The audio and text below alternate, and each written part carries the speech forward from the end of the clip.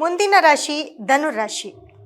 ಧನುರಾಶಿಯವರಿಗೆ ಗುರು ಬದಲಾವಣೆಯಿಂದ ಸಾಕಷ್ಟು ಬದಲಾವಣೆ ಆಗ್ತಾ ಹೋಗುತ್ತೆ. ಅದು ನಿಮ್ಮ ಒಂದು ರಾಶಿಯ ಮೇಲೆ ಗುರುವಿನ ದೃಷ್ಟಿ, ನಿಮ್ಮ ರಾಶಿಯ ಹಿಂದಿನ ಮನೆಗೆ ಅಂದರೆ ನಿಮಗೆ 12ನೇ ಮನೆಗೆ ಗುರುವಿನ ದೃಷ್ಟಿ ಬೀಳ್ತಾ ಇದೆ. ಅದರಲ್ಲೂ ನೋಡಿ, ನಿಮಗೆ ಧನುರಾಶಿಯವರಿಗೆ ಗುರು ಮಿಥುನದಿಂದ ಕಟಕಕ್ಕೆ ಬಂದಿರೋದು. ಮಿಥುನದಿಂದ ಕಟಕಕ್ಕೆ ಬಂದಿರೋದಂದ್ರೆ 9ನೇ ಮನೆಗೆ ಬಂದಿರ್ತಾನೆ. 9ನೇ ಮನೆ ಅಂತ ಅಂದಾಗ ಎಲ್ಲೋ ಒಂದು ಕಡೆ ನಿಮಗೆ 8ನೇ ಮನೆಗೆ ಬಂದಾಗ ಎಲ್ಲೋ ಒಂದು ಕಡೆ ನಿಮಗೆ ಸ್ವಲ್ಪ ಆರೋಗ್ಯದಲ್ಲಿ ಸಮಸ್ಯೆ ಆಗ್ಬೋದು, ಅಥವಾ ಸಡನ್ನಾಗಿ ನಿಮ್ಮ ಕುಟುಂಬದಲ್ಲಿ ಯಾರನ್ನಾದರೂ ಕಳ್ಕೊಳ್ಬೋದು, ಅಥವಾ ನಿಮ್ಮ ಕುಟುಂಬದಿಂದ ದೂರ ಆಗ್ಬೋದು. ಅದೇ ರೀತಿ ನಿಮ್ಮ ಒಂದು ಆರೋಗ್ಯ ಸಮಸ್ಯೆ ಮತ್ತು ನಿಮ್ಮ ಕುಟುಂಬದಲ್ಲಿ ಏನಾದರೂ ಸ್ವಲ್ಪ ಅಂದರೆ ಹಿರಿಯರ ಒಂದು ಆಸ್ತಿ ಪಾಸ್ತಿ ಆಗಿರ್ಬೋದು, ಅಥವಾ ನಿಮ್ಮ ಅಣ್ಣ ತಮ್ಮಂದಿರ ಜಗಳ ಆಗಿರ್ಬೋದು, ನಿಮ್ಮ ಮನೆಯಲ್ಲಿ ಒಟ್ಟು ಕುಟುಂಬದ ಆಸ್ತಿ ಇದ್ದರೆ ಅದರಿಂದ ಏನಾದರೂ ಜಗಳ ಆಗ್ಬೋದು.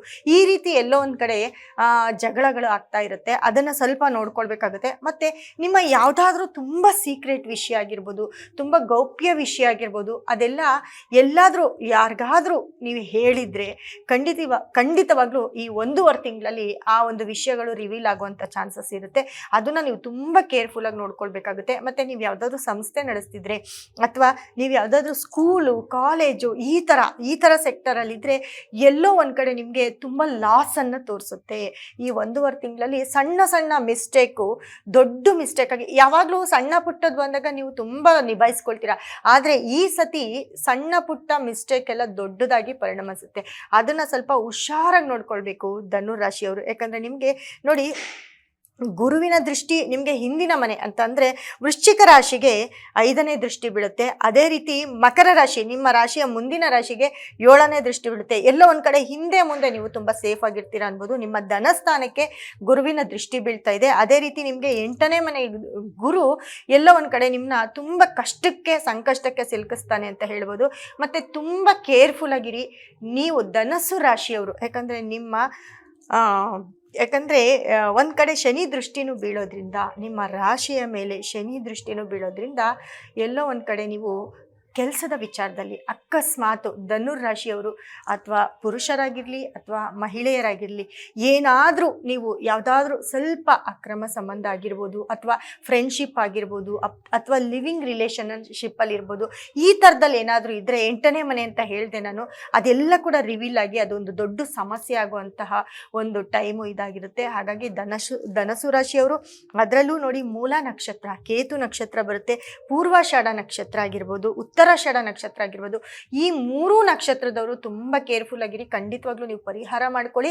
ಜೊತೆಗೆ ಏನಪ್ಪ ಅಂದರೆ ತುಂಬ ಭಯ ಪಡುವಂಥ ಅವಶ್ಯಕತೆ ಇಲ್ಲ. ಯಾಕಂದರೆ ನಿಮಗೆ 3ನೇ ಮನೇಲಿ ರಾಹು ಮತ್ತು 4ನೇ ಮನೇಲಿ ಶನಿ, 4ನೇ ಮನೆ ಸುಖ ಸ್ಥಾನದಲ್ಲಿ ಶನಿ ಇದ್ದರೂ ಎಲ್ಲೋ ಸ್ಥಾನವನ್ನು ಕಳ್ಕೊಂಡಿದ್ದೀರಾ. ಆದರೆ ನೇರ ಗುರುದೃಷ್ಟಿ ಇರೋದ್ರಿಂದ ಅಲ್ಲೆಲ್ಲೋ ಒಂದು ಕಡೆ ನಿಮ್ಮ ತಾಯಿಯಿಂದ ಕೂಡ ನಿಮಗೆ ಹೆಲ್ಪ್ ಆಗೋದು.